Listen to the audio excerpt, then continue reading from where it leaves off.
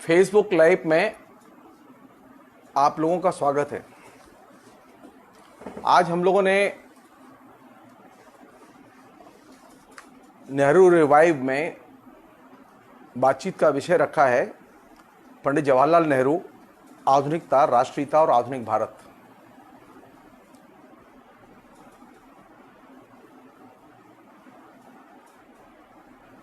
बड़ी दिलचस्प चीज़ है ये कि नेहरू के बारे में हम एक ऐसे समय में बातचीत कर रहे हैं जबकि नेहरू पर सबसे अधिक हमले हो रहे हैं। आधुनिक भारत के इतिहास में इतने व्यापक, वैचारिक, व्यक्तिगत हमले पंडित जवाहरलाल नेहरू पर कभी नहीं हुए। यहाँ तक कि जब 1947 में भारत का विभाजन हुआ उस समय भी इतने हमले नहीं हुए। 2014 के बाद जो सिलसिला शुरू हुआ है हिंदुस्तान में, वो सिलसिला अपने आप में एक नई किस्म की चुनौती लेके हमारे बीच में आया है। हिंदुस्तान में राजनीति में सत्ताएं आई और गई हैं, विभिन्न पार्टी के लोग, विभिन्न नेता प्रधानमंत्री बने और गए हैं, लेकिन कभी ऐसा नहीं हुआ कि पंडित जवाहरलाल नेहरू पर अटैक किया गया हो, और वो भी नास्टी, एकदम थर्ड ग्रेड घटिया किस्म का अटैक। तो पहले तो मैं जो नेहरू रिवाइव फेसबुक पर जो पन्ना है, इसके जो ऑर्गेनाइजर हैं, उन्हें मैं साधुवाद देना चाहूँगा कि उन्होंने नेहरू को युवाओं के सामने पेश करने का जो ये बीड़ा उठाया, ये स्वागत योग्य कदम है। क्योंकि ये जो पिछले 30 साल में जो नेहरू, जो युवा पैदा हुआ है, वो नेहरू को एकदम नहीं जानता। ये मोबाइल कल्चर के साथ जो युवा पैदा हुआ है वो नेहरू की भूमिका को एकदम नहीं जानता। ये वह युवा है जो कि रोटी, कपड़ा और मकान के अलावा उसके हिंदुस्तान में कोई और तस्वीर नहीं आती।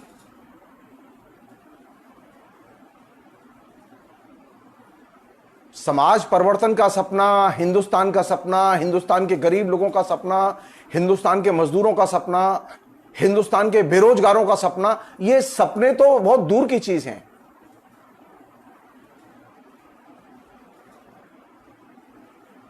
इस चीज को हमें ध्यान में रखना चाहिए कि ये जो अभी जो चैलेंज है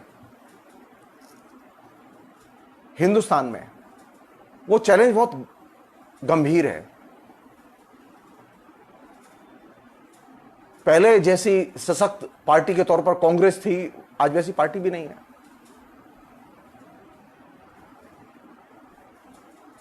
तुलनात्मक तौर पर कांग्रेस पार्टी कमजोर हुई है। आइडियोलॉजिकली उसकी ग्रिप जनता के बीच में कमजोर हुई है। इसके बावजूद उसकी प्रासंगिकता, रिलेवेंस अभी भी बनी हुई है। यह बहुत महत्वपूर्ण चीज है। मैं कांग्रेसी नहीं हूं, बल्कि मैंने अपने जीवन के जो मूल्यवान छात्र राजनीति के जो 25 साल हैं वो कांग्रेस की राजनीति का विरोध करते हुए गुजारे हैं। मैं कभी अपने जीवन में कभी किसी कांग्रेसी नेता से नहीं मिला।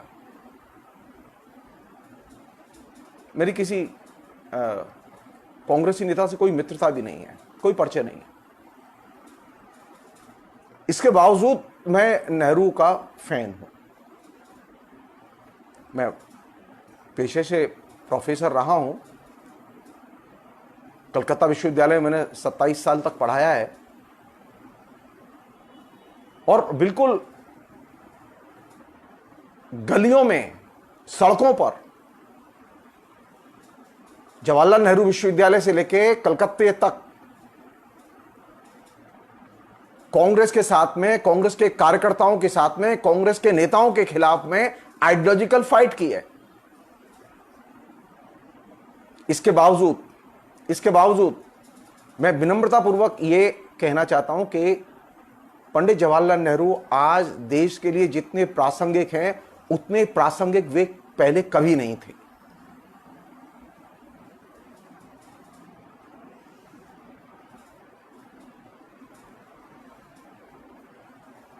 मेरी मार्क्सवाद में बहुत गहरी आस्था है। मैं बुर्जुआ राजनीति को एकदम पसंद नहीं करता, लेकिन इसके बावजूद मैं ये अंडरलाइन करना चाहता हूं कि नेहरू आज सबसे ज्यादा रिलेवेंट है, इसीलिए नेहरू पर सबसे ज्यादा वैचारिक हमले हो रहे हैं। नेहरू पर वैचारिक हमलों का एक और भी कारण है। वो कारण क्या है? नेहरू इतने बड़े नेता कैसे बने? नेहरू को कौन सी ऐसी चीज थी जिसने कि एक हिंदुस्तान का बड़ा नेता बनाया? जेल तो बहुत सारे लोग गए, कुर्बानियां भी बहुत सारे लोगों ने दी, उनसे भी बड़ी कुर्बानियां दी। कोई चीज थी जो कि नेहरू में विशेष थी। नेहरू से तुलना करने के लिए वो चीज जाननी बेहद जरूरी है।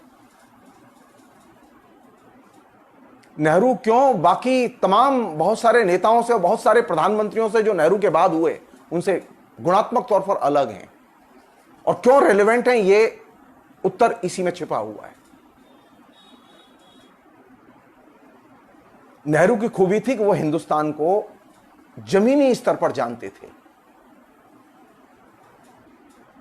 हिंदुस्तान के आम आदमी और खासतौर पर किसान की धड़कनों को वे करीब से पहचानते थे। एक एक हिंदुस्तान का इलाका, गांव हो, कस्बा हो, शहर हो, तहसील हो, पंचायत हो, सुदूरवर्ती इलाके हो, उन सब में नेहरू की गहरी पैंठ थी और नेहरू उसे अपनी पल्स धड़कनों से पहचानते थे। और ये जो नेहरू का जो भारत के प्रति लगाव और भारत को जानने की जो उत्कंठा, नेहरू को हिंदुस्तान का सबसे महत्वपूर्ण नेता इस चीज ने बनाया क्योंकि नेहरू ने हिंदुस्तान को जानने की और जानकर फिर उसे बदलने की कोशिश की। आप कल्पना कीजिए, नेहरू के बाद बहुत लोग हुए हैं प्रधानमंत्री, लेकिन नेहरू जैसा गद्य किसी ने नहीं लिखा, नेहरू जैसी शानदार किताबें किसी ने नहीं लिखी। आज भी हिंदुस्तान में कोई भी हिस्टोरियन किसी भी भाषा का हो, देश का हो, विदेश का हो, जिस समय वो हिंदुस्तान को जानने की कोशिश करता है तो उसके दिमाग में यही चीज आती है कि नेहरू की किताब पढ़ो पहले। आधुनिक भारत को जानने के लिए, आधुनिक भारत की समस्याओं को जानने के लिए नेहरू एक महत्वपूर्ण वैचारिक प्रस्थान बिंदु है।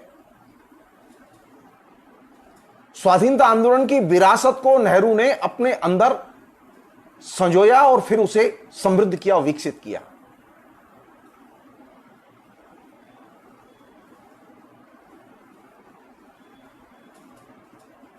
और नेहरू के सामने एक ही चिंता थी, वो चिंता अगर हमारे सामने हो और हमारे नेताओं के सामने हो तो हिंदुस्तान का दरिद्र दूर हो जाए।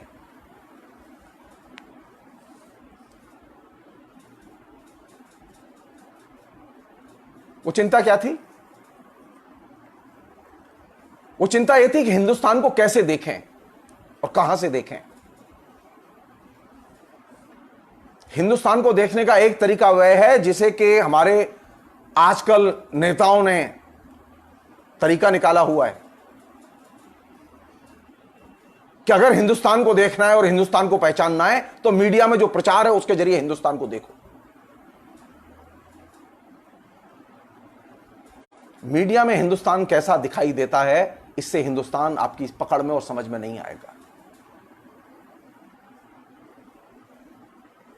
हिंदुस्तान इससे भी समझ में नहीं आएगा कि मीडिया में किस तरह के दावे किए जा रहे हैं हिंदुस्तान कितना महान है। हिंदुस्तान महान है या हिंदुस्तान कमजोर है या हिंदुस्तान समृद्ध है, इसको जानने के लिए आपको मीडिया के दावों के बाहर हिंदुस्तान की हकीकत में दाखिल होना होगा। अभी तो कोई ऐसा नेता नहीं है जो उस जमाने में नेहरू जिस समय अपनी राजनीतिक जिंदगी उन्होंने शुरू की, उस समय बहुत बड़े कद के नेता थे नेहरू के सामने। नेहरू के पहले बहुत बड़े कद के नेता और समाज सुधारक हो गए थे जिनका पूरे के पूरे औपनिवेशिक युगीन भारत पर गहरा असर था। राजा राममोहन राय थे, ईश्वरचंद्र विद्यासागर थे, तरुण बंगाल का दल था, डिरोजियो थे, उधर ज्योतिबा फुले थे, अंबेडकर थे, गोखले थे, लाला लाजपत राय थे, एक से एक बड़े नेता थे उस समय। आज जितने नेता घूम रहे हैं ना हमारे सामने, चाहे वो किसी भी पार्टी में हो, वो एकदम छटंकी है उनके सामने।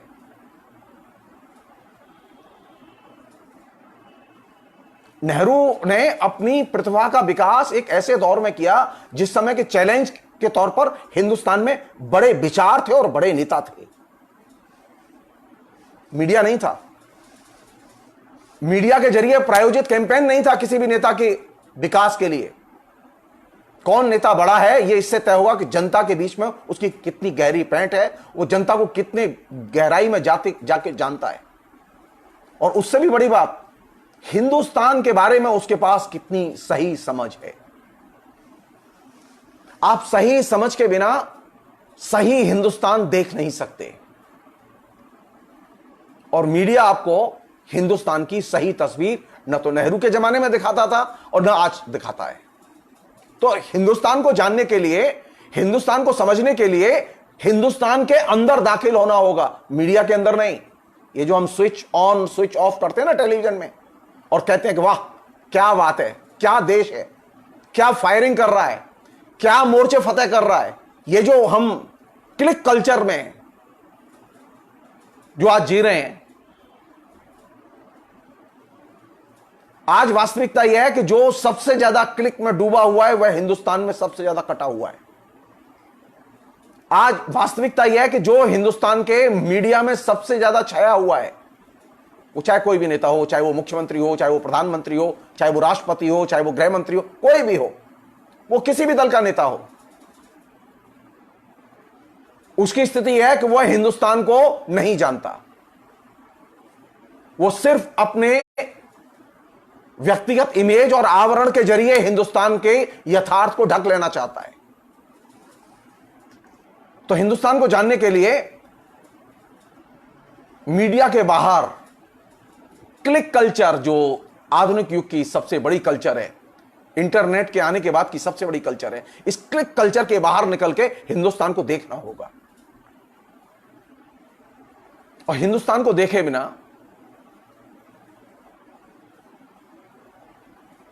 आप हिंदुस्तान के बारे में कोई समझ नहीं बना सकते। हिंदुस्तान के बारे में आपकी समझ बने, इसके लिए जरूरी है कि हिंदुस्तान के बारे में आपके पास में सही नजरिया हो। नेहरू की सबसे बड़ी विशेषता यह थी कि नेहरू ने अपने नजरिए का विकास हिंदुस्तान की जनता के साथ घुल मिलकर हिंदुस्तान की जनता के पास जाकर किया। कोई जिला नहीं था, कोई तहसील नहीं थी जहां नेहरू खुद न गए हों। और खासतौर पर ये जो उत्तर भारत, बंगाल, ये तमाम जो इलाके हैं, इन इलाकों में तो नेहरू की बहुत गहरी पकड़ थी।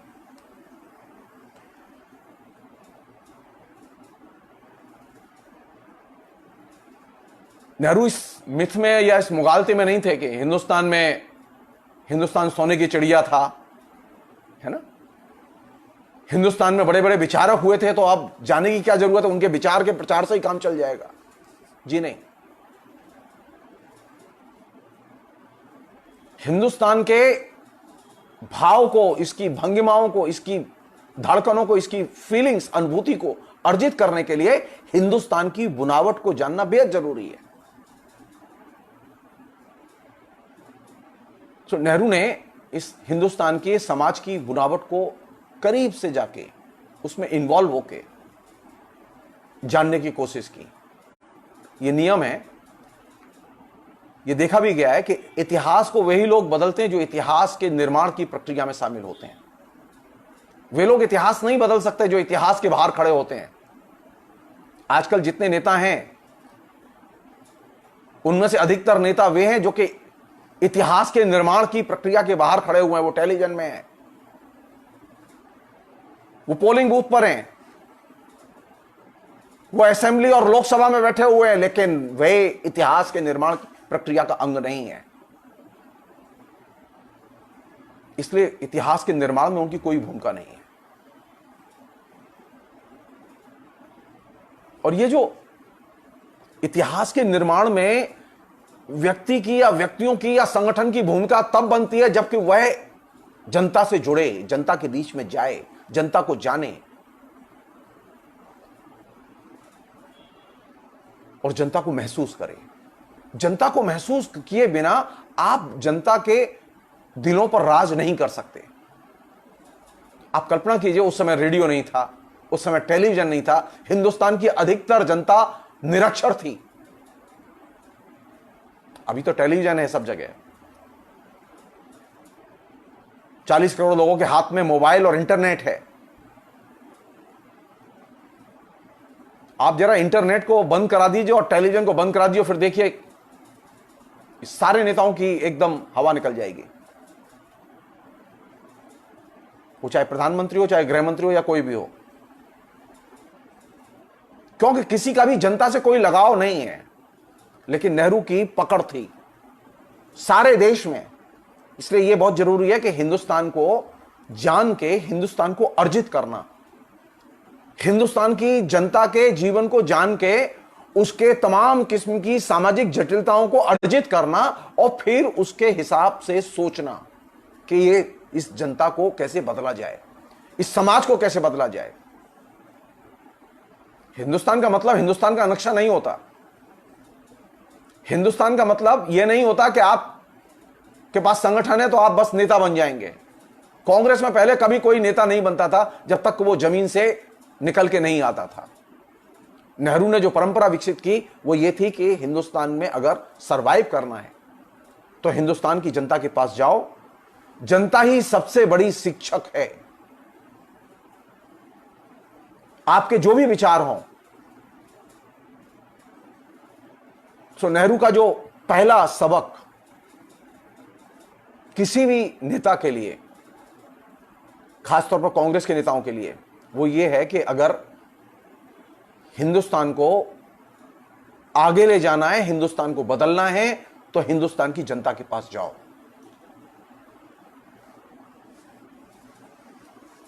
अब मैं एक प्रसंग शुरू कर रहा हूं जो कि आज के दौर से बहुत जुड़ा हुआ है और बहुत ही इंटरेस्टिंग है।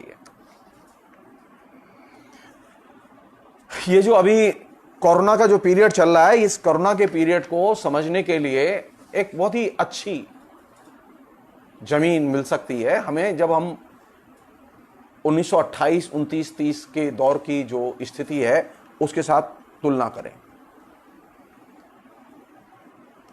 वो एक ऐसा दौर था जिसमें कि बहुत बड़े पैमाने पर मंदी पूरी दुनिया में आई थी। 1918 में बहुत बड़े पैमाने पर महामारी फैली थी, उसमें लाखों लोग मर गए थे।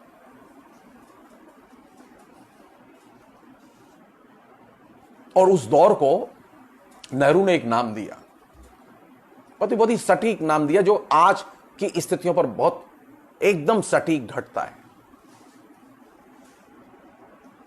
नेहरू ने नाम दिया हिंदुस्तान को एक बेबस कौम, एक ऐसी जाति, नेशनलिटी, एक ऐसा नेशन, एक ऐसा राष्ट्र जो बेबस था। आज कोरोना के दौर में एकदम सटीक ये नाम, एक बेबस कौम, सटीक घटता है। कैसा दौर था वो? आपको ये लगेगा ही नहीं नेहरू आज नहीं है। आपको लगेगा कि ये अभी मौजूद हैं और ये अभी कांग्रेस के दफ्तर में बैठ के बात कर रहे हैं।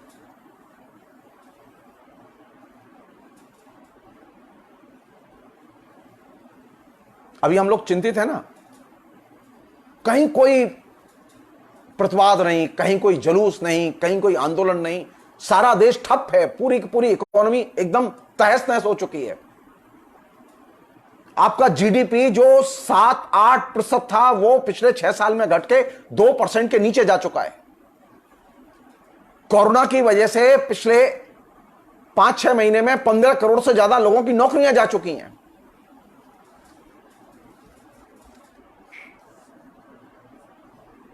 और इस पूरी प्रक्रिया में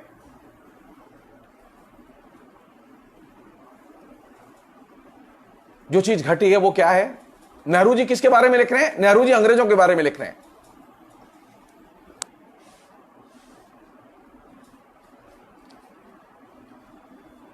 1928-29 में अंग्रेजों का शासन, जो महामंदी आई सारी दुनिया में जिससे हिंदुस्तान भी तबाह हुआ, उस समय शासन कैसा था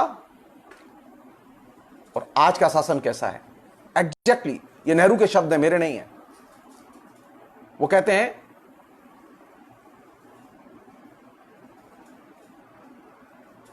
जनता के दुखों से बेखबर शासन,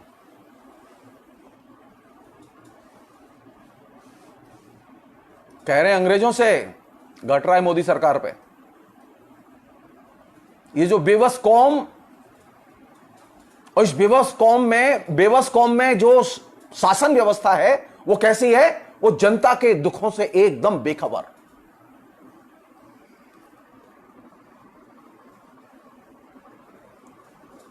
बड़ी चर्चा है ना ये 5 किलो राशन, गेहूं, चावल, है ना, ये जो खुराक है 80 करोड़ लोगों को बांटी गई है। और सारे अर्थशास्त्रियों ने इंटरनेट पर बड़ा सुंदर ढंग से समझाया भी है। कुछ लोगों ने इसके गणित दूसरे तरह से बनाई है, जो आलोचक है उन्होंने बनाई है। कुछ लोगों ने, सरकारी लोग हैं, उन्होंने बनाई है कि देखो हम 80 करोड़ लोगों को पाल तो रहे हैं। मेरे कहने से आप एक बार इंटरनेट पर जाइए और क्लिक कीजिए, और आप क्लिक करके यह जानने की कोशिश कीजिए कि एक चूहा प्रतिदिन कितना अनाज खा जाता है। तो आपको चौंकाने वाली चीज मिलेगी। ये जो 5 किलो गेहूं है, ये जो 5 किलो और 6 किलो का जो खाद्य जो सरकार दे रही है आम लोगों के लिए, ये ठीक ऐसा ही खाद्य ब्रिटिश सरकार ने दिया था।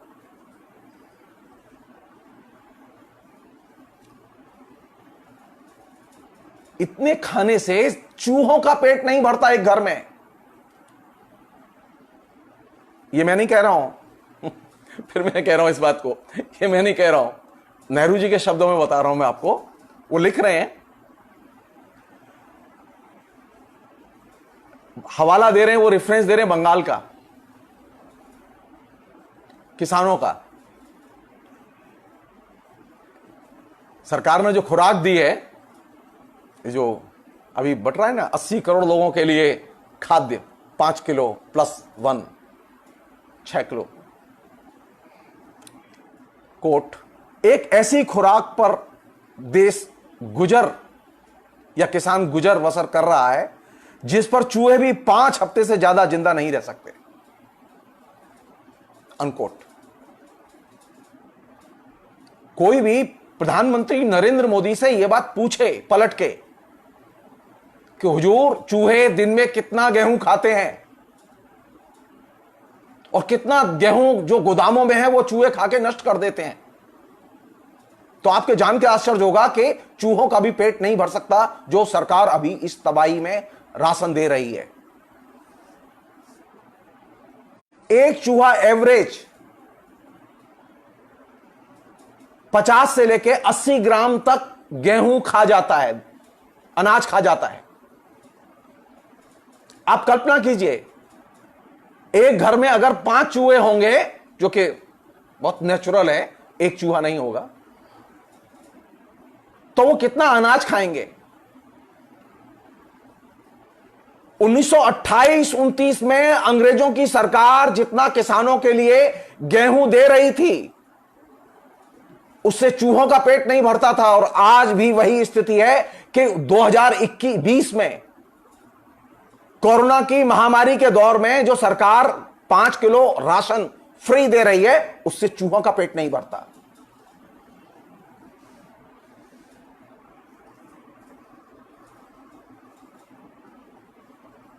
एक पैराग्राफ है बहुत ही शानदार, वो मैं आपको सुनाना चाहता हूं। बस उस पैराग्राफ को आप एक बार ध्यान से सुनिए। नेहरू ने लिखा है, बहुत ही शानदार पैराग्राफ है उस दौर को लेकर, उस दौर की सरकार के कार्यकलाप को लेकर। और आप सिर्फ नजर में रखिए ये जो मौजूदा सरकार है, इसे, ये मौजूदा सरकार और इसके जो कारिंदे हैं, भाजपा के लोग हैं, वो क्यों नेहरू से इतनी नफरत करते हैं? क्योंकि नेहरू के एक एक शब्द लोडेड हैं, उसमें वजन है, उसमें हिंदुस्तान की जनता का दर्द झलकता है, और वो आज भी रिलेवेंट है।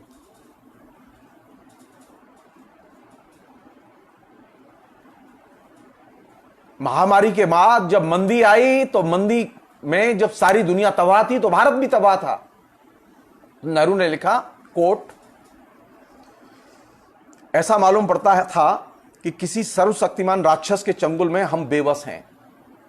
हमारे जिस्म के हिस्सों को लकवा मार गया है और हमारे दिमाग मुर्दा हो गए हैं। किसान वर्ग दब्बू था और उसमें डर समाया हुआ था।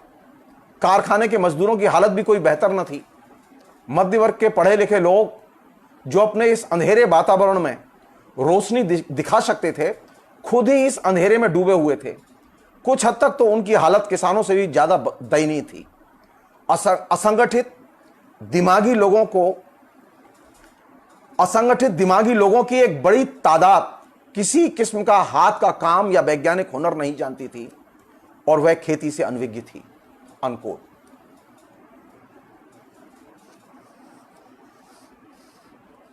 जो महामंदी आई और जो महामारी आई, इस महामंदी और महामारी ने भारत को और भारत के किसान को और भारत की जनता को एकदम बेबस कर दिया। ये जो अभी बेबस पड़ी हुई है जनता, जिसकी कि हम लोग उम्मीद कर रहे हैं, हम लोग चर्चा करते हैं, लिखते हैं,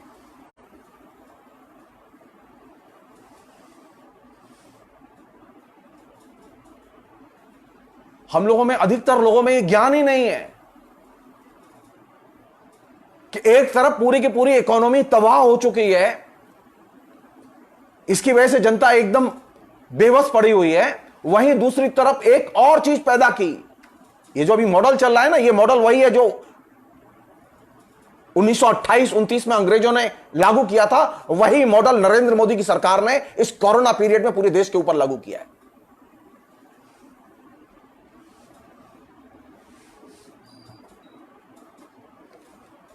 तो एक तरफ तो आपको इतना अनाज मिलेगा जिसमें कि चूहों का पेट न भर सके, राशन मिलेगा फ्री, लेकिन इतना राशन नहीं मिलेगा कि लोग खा सकें।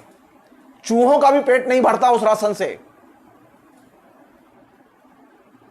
वहीं दूसरी ओर एक और चीज क्रिएट की गई है और बहुत ही सिस्टमेटिकली क्रिएट की गई है पिछले 6 साल में, और इस 6 महीने में तो वो एकदम पीक पर चली गई है।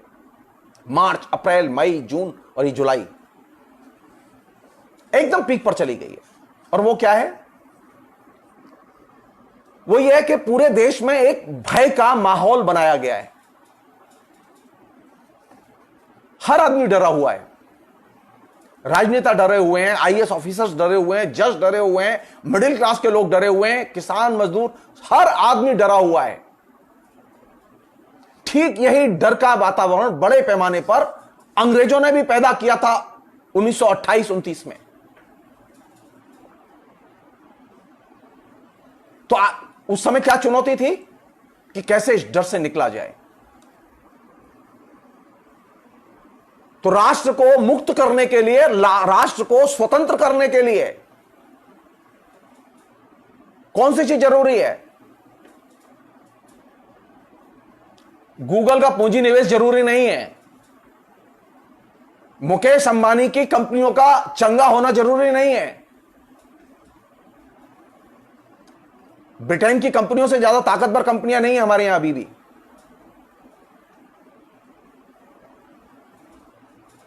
सारे देश में डर का माहौल पैदा करके सारी जनता को एकदम बेबस बना के गुलामी की मानसिकता में बांध दिया गया है। और इस गुलामी की मानसिकता से लिबरेट करने के लिए, मुक्त करने के लिए सबसे पहली चीज राष्ट्र को उपहार के तौर पर देने के लिए जरूरी है, नेहरू कहते हैं, वह है अभय, निर्भयता। लोगों के अंदर निडरता पैदा की जाए। अगर राष्ट्र को अर्जित करना है और राष्ट्र को पैरों पर खड़ा करना है तो गूगल की जरूरत नहीं है, चीन के माल की भी जरूरत नहीं है। सिर्फ एक चीज नरेंद्र मोदी की सरकार कर दे, हम सब लोग शुक्रिया अदा करेंगे। वो भय के माहौल को खत्म कर दे और लोगों को निर्भय बनाए। लोगों के अंदर भय का माहौल पैदा करके, लोगों के दिलों और दिमाग को निष्क्रिय करके सामाजिक विकास संभव नहीं और राष्ट्र का विकास संभव नहीं है। नेहरू जी ने इस बात पर सबसे पहले ध्यान खींचा कि ये जो अंग्रेजों की सरकार है, ये अंग्रेजों की सरकार ये बात हो रही है 1928-29 में और ये घट रही है 2020 में। ये जितनी रेलेवेंट 28 में थी उतनी ही रेलेवेंट आज है। तो देश की जनता को लिबरेट करने के लिए कौन सी चीज जरूरी है? देश को आत्मनिर्भर बनाने के लिए कौन सी चीज जरूरी है? अभय, निर्भयता। यही एकमात्र गिफ्ट होगी जो हम सब लोग दें।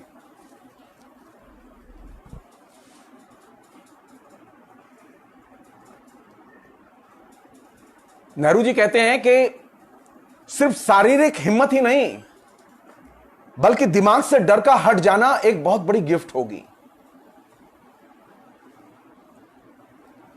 मैं हाथ जोड़ के विनती करता हूं नरेंद्र मोदी सरकार से कि वह नेहरू जी की इस बात को सुने। नेहरू का कंट्रीब्यूशन यह है कि उन्होंने अंग्रेजों के द्वारा जो भय पैदा किया गया था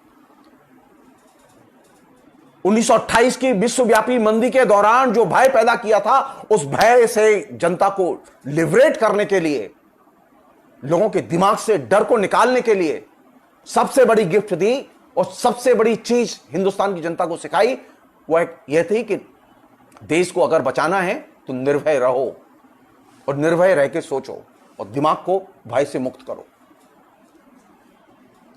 छोड़ दो, बहुत सारी चीजें छोड़ दो। और चूंकि ये सब लोग बहुत ही हिंदू हैं और हिंदूवादी हैं और आरएसएस के लोग तो खासतौर पर हिंदूवादी हैं, तो नेहरू की मत सुनो, याज्ञवल्क्य की सुनो। नेहरू जी जिस समय ये बोल रहे थे उस समय आरएसएस पैदा हो चुका था। आरएसएस के पैदा होने के 3 साल बाद यह बात कही गई। वह परिदृश्य था जिसको ध्यान में रख के कही गई। तो जो लोग हिंदुत्ववादी हैं और हिंदू दर्शन में विश्वास करते हैं, जो आरएसएस के लोग हैं, जो हिंदुओं के लिखे पर विश्वास करते हैं, उनके लिए याज्ञवल्क्य ऋषि का कोटेशन नेहरू ने उद्धृत किया था। याज्ञवल्क्य ने कहा था कि अगर देश को पाना है तो जनता को निर्भय बनाना होगा।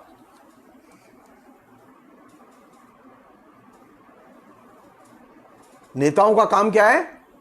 नेताओं का काम यह नहीं है कि वो अपनी तस्वीरें दिखाएं, अपने फैन पैदा करें, अपने फॉलोअर पैदा करें। नेताओं का काम है जनता को निर्भय बनाना। और ये वाक्य नेहरू ने उद्धृत किए याज्ञवल्क्य के।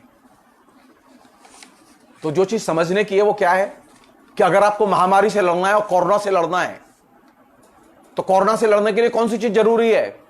पहली चीज जरूरी है कि हिंदुस्तान को भय मुक्त किया जाए, हिंदुस्तान के दिमाग को भय मुक्त किया जाए, हिंदुस्तान की जनता को भय मुक्त किया जाए। हिंदुस्तान की जनता को भय में डाल के, आतंक के साए में डाल के, झूठे मुकदमों में फंसा के और लोगों के अंदर यह भय पैदा करके कि अगर आपने बोला तो पुलिस उठा लेगी, आप हिंदुस्तान का विकास नहीं कर सकते। गूगल पूरा देश परचेज कर ले, गूगल पूरा देश परचेज कर ले, सारे देश में चप्पे चप्पे पे पैसा निवेश कर दे, लेकिन हिंदुस्तान को अर्जित नहीं कर सकता। अरे ताकतवर होती और इतनी प्रभावशाली होती, पहले अमेरिका अपना तो घर संभाल ले। ये जो अमेरिकी कंपनी के यहां जियो में जो ये जो बाइट्स आ रही हैं लगातार कि लगातार जियो में इतना निवेश, इतना निवेश, इतना निवेश, और सबसे ज्यादा प्रचार किया जा रहा है। अरे कम से कम ये तो पूछो अमेरिकी कंपनियां अमेरिका में कितना निवेश कर रही हैं। बीजेपी के लोग जो लगातार कैंपेन कर रहे हैं और लगातार ये प्रचार कर रहे हैं टेलीविजन के जरिए, उनके अनुभव को प्रचार कर रहे हैं। अमेरिका में कोई अमेरिकी कंपनी पैसा निवेश नहीं कर रही। अमेरिकी पूंजीपतियों को, अमेरिकी बहुराष्ट्रीय कंपनियों को अमेरिका की जनता से प्यार नहीं है क्या? वो हिंदुस्तान क्यों निवेश करना चाहते हैं? क्योंकि हिंदुस्तान में भय का माहौल है। भय का माहौल उन्हें दोष के लिए, शोषण के लिए सबसे उपयुक्त माहौल है।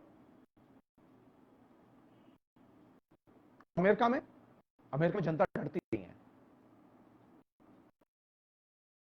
सड़क पर निकल आई थी, एक पुलिस वाले ने एक युवक की सरेआम पिटाई की थी, उसको गर्दन दौड़ दी थी, सारा देश चलाया, सारी की सारी कोरोना की जो तोड़ दी, तो ट्रंप प्रशासन की एकदम भूस भर के, और प्रशासन को मजबूर होना पड़ा, सारी मांगे माननी पड़ी। पहली बार हुआ है। ये जो शासक हैं, नरेंद्र मोदी जैसे शासक हैं, ट्रंप जैसे चीज से डरते हैं, जनता के आंदोलन से, वे सांसदों से नहीं डरते, वो विधायकों से भी नहीं डरते, वो चुनाव से भी नहीं डरते। आप चुनाव में हरा दी तो विधायक खरीद के सरकार बना पाएंगे अपनी, इसलिए वो चुनाव से डर नहीं है। उन्हें एक चीज डर है, जनता के आंदोलन से। जवाहरलाल नेहरू की विशेषता यह थी कि जवाहरलाल नेहरू ने जनता को आंदोलित किया और जनता को मुक्त किया। और 1928, 1930 जिस समय तो व्यापी मंदी थी,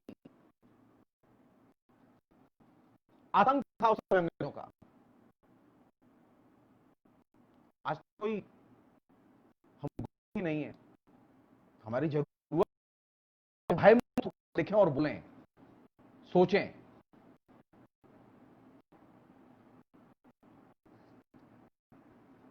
एक अन्य चीज थी जो कि उस समय भी थी, आज भी है, पुलिस का डर, सरकार को कुछ वाले का डर,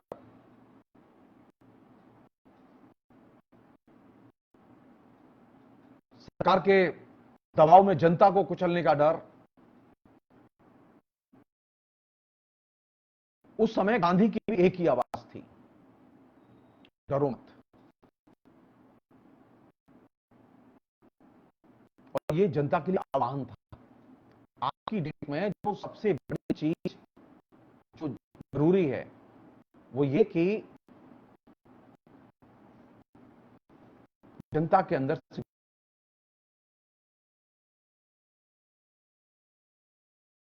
कही थी, और कांटे की बात कही। मैं बार बार कहता हूं नेहरू बहुत रिलेवेंट है, इसलिए कि नेहरू हिंदुस्तान को फासिज्म के प्रचार की टेक्निक को वो गहराई से जानते थे। आप नेहरू की महानता का अंदाजा इससे लगाइए, हिटलर से लेकर मुसोलिनी तक दोनों ने नेहरू से मिलने की कोशिश की, दोनों ने चिट्ठी, नेहरू ने ठुकरा दिया, नेहरू मिलने नहीं गए। हमारे यहाँ तो जो लोग हैं अभी, ने तो कोई छोटा सा टुइया सा तानाशाह तुर्की का अगर वो बुलाता है तो गले खेलते हैं। नेहरू में ये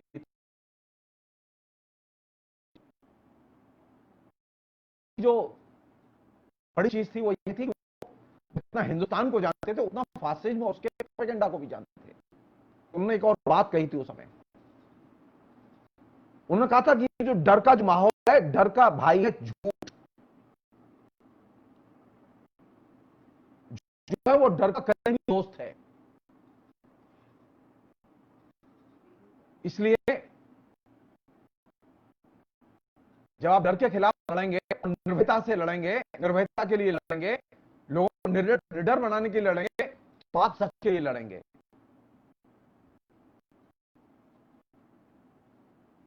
और ये एक बड़ी चीज थी।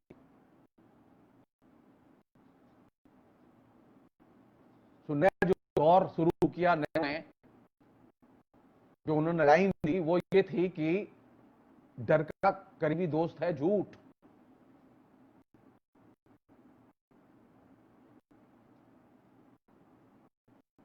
तो उन्होंने कहा निडरता के साथ सच आता है और डर के साथ झूठ आता है। तो ये जो झूठ का जो कैंपेन नरेंद्र मोदी की सरकार करती है वो डर के पैकेज के तौर पर है। डर और झूठ ये दोनों एक साथ ही आएंगे, अलग अलग नहीं आएंगे। तो ये उम्मीद करना कि डराएं भी और सच भी संभव नहीं है। वो डराएंगे और झूठ बोलेंगे। डर के साथ में सच्चाई का कोई संबंध नहीं है।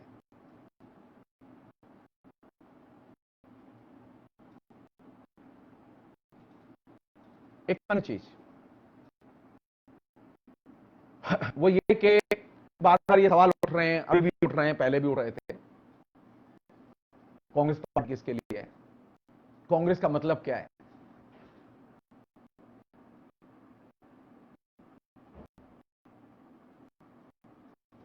कांग्रेस का मतलब वो है जो इलेक्शन नहीं हो। कांग्रेस का मतलब है कि उसका अध्यक्ष, ये नहीं, वतर्ज नेहरू कांग्रेस का मतलब है सक्रियता।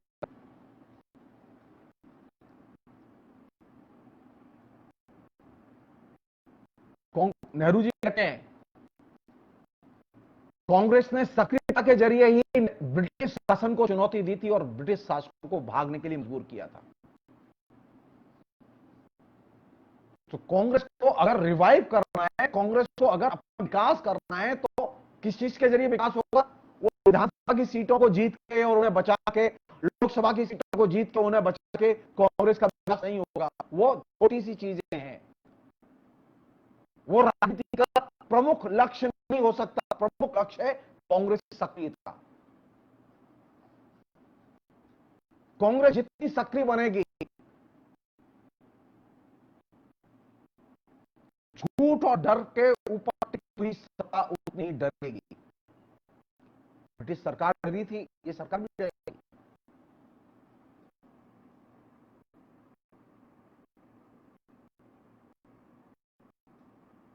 जरूरत की बात यह है, डर पर चोट करो और सक्रियता बनाए रखो।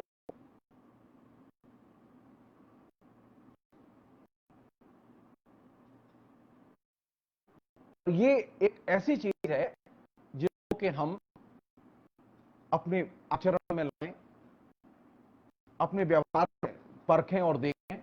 हमें देखना चाहिए कांग्रेस सक्रिय है कि नहीं है। से मतलब जनता की समस्याओं पर कांग्रेस कितनी है, और वहीं से कांग्रेस अपनी शक्ति ग्रहण करेगी। बार नेटवर्क की प्रॉब्लम की बात कर रहे हैं, मैं एक बात इसे 5 मिनट ब्रेक करके मैं दोबारा आता हूं। मैं कोशिश करता हूं दूसरे तरीके से फिर बात करेंगे।